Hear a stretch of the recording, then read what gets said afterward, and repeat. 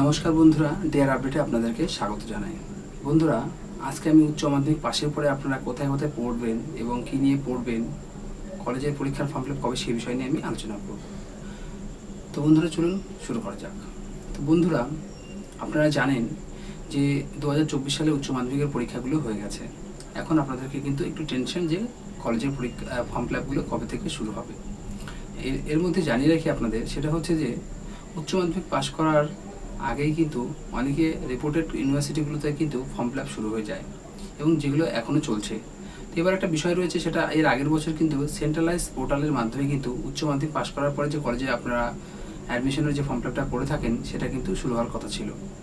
সেটা কিন্তু এর আগের বছর হয়নি। এবছর কিন্তু কেন্দ্রীয় পোর্টালের মাধ্যমে কিন্তু পরীক্ষার ফর্ম ফিল আপ হওয়ার কথা রয়েছে।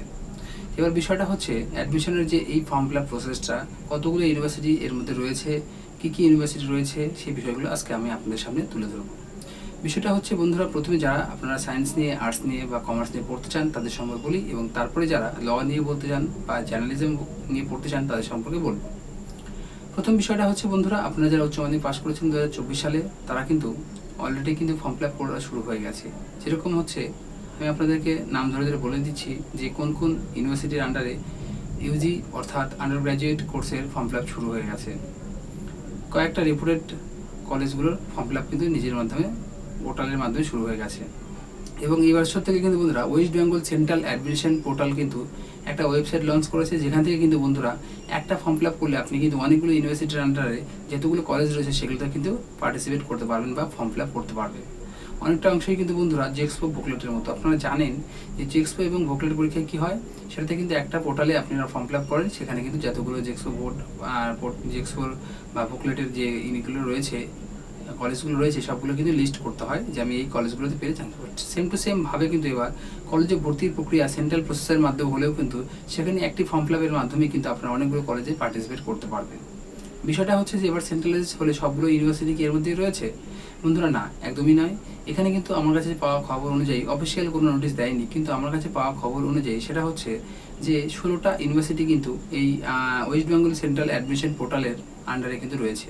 ঠিক আছে, এবার 16টা ইউনিভার্সিটি অর্থাৎ তার মানে 16টা কলেজ নয় বন্ধুরা, 16টা ইউনিভার্সিটির আন্ডারে অর্থাৎ অনেকগুলো কিন্তু কলেজ রয়েছে, সেগুলোতে কিন্তু আপনারা কিন্তু ফর্ম ফিল আপ করতে পারবেন, কারণ এই পোর্টালের সঙ্গে এরা যুক্ত রয়েছে। দ্বিতীয় প্রশ্নটা হচ্ছে, কিছু কিছু রেপুটেড যেগুলো ইউনিভার্সিটি রয়েছে সেগুলো কিন্তু নিজের পোর্টাল খুলে নিয়ে কিন্তু ফর্ম ফিল আপ শুরু হয়ে গেছে। আমি সেগুলোর নামও বলে দেবো, ঠিক আছে, আর কোনগুলো ফর্ম ফিল আপ চলছে পোর্টালে সেগুলো। আর যারা যারা নিয়ারেস্ট আপনার পশ্চিমবঙ্গের ইউনিভার্সিটি অফ গৌরবঙ্গের আন্ডারে যে 22টা কলেজ রয়েছে সেগুলো ফর্ম ফিল আপ কবে থেকে শুরু হবে সে বিষয়ে কিন্তু আমি জানিয়ে দেবো। তো প্রথমে আমি একটা লিস্ট করে নিয়েছি আপনাদের জানানোর জন্য। সেটা হচ্ছে যে দেখুন, এখানে কিন্তু যে পোর্টালগুলো অ্যাড হয়েছে, 16টা পোর্টাল আপনারা জানেন যে ইউনিভার্সিটি অ্যাড হয়েছে, সেগুলোর মধ্যে রয়েছে একটা রয়েছে বন্ধুরা, দেখো এটা হচ্ছে ক্যালকাটা ইউনিভার্সিটি রয়েছে, যেটা কিন্তু এই পোর্টালের অন্তর্ভুক্ত রয়েছে। রবীন্দ্র ভারতী ইউনিভার্সিটি রয়েছে, সংস্কৃত কলেজ রয়েছে, বিদ্যাসাগর ইউনিভার্সিটি রয়েছে, নর্থ বেঙ্গল ইউনিভার্সিটি রয়েছে, কল্যাণী ইউনিভার্সিটি রয়েছে। ঠিক আছে, এই সবগুলো কিন্তু বন্ধুরা কি সেন্ট্রাল যে পোর্টালটা খোলা হয়েছে অ্যাডমিশনের জন্য, সেই অ্যাডমিশনের পোর্টালে কিন্তু এই ইউনিভার্সিটিগুলো রয়েছে। এর মধ্যে যতগুলো কলেজ রয়েছে সেগুলোর মাধ্যমে কিন্তু আপনারা ফর্ম ফিল আপগুলো কিন্তু করতে পারবেন। এবার বিষয়টা হচ্ছে যে ইউনিভার্সিটিগুলো নিজের মতো করে অ্যাডমিশন করাচ্ছে, ঠিক আছে, অর্থাৎ কোনো সেন্ট্রাল প্রসেসের মধ্যে না গিয়ে নিজের ওয়েবসাইটেই, নিজের কলেজের ওয়েবসাইটে গিয়ে ফর্মগুলো ছেড়েছে, সেই কলেজগুলোর নাম কিন্তু আমি আপনাদের সামনে বলবো। এক নম্বরটা হচ্ছে সেটা হচ্ছে স্কটিশ চার্চ কলেজ। আপনারা জানেন এটার মধ্যে কিন্তু ফর্ম ফিল আপ অলরেডি শুরু হয়ে গেছে, আপনারা করতে পারেন। সেন্ট জেভিয়ার্স কলেজ রয়েছে, ভবানীপুর কলেজ রয়েছে, শ্রীরামপুর কলেজ রয়েছে এবং লরেটো কলেজ কিন্তু রয়েছে এর মধ্যে। তারপরে দ্য হেরিটেজ কলেজ রয়েছে, ভবানীপুর এডুকেশনাল সোসাইটি কলেজ রয়েছে। এগুলোতে কিন্তু কি বন্ধুরা অলরেডি কিন্তু ফর্ম ফিল আপ কিন্তু চলছে। তো আপনাদের যদি অসুবিধা হয়ে থাকে কোন কলেজে, সেটা কিন্তু আপনি আমাকে কমেন্ট করে জানাবেন অবশ্যই, তাহলে কিন্তু আমি সেই ভিডিওটা বানিয়ে আপনাদেরকে ছেড়ে দেবো।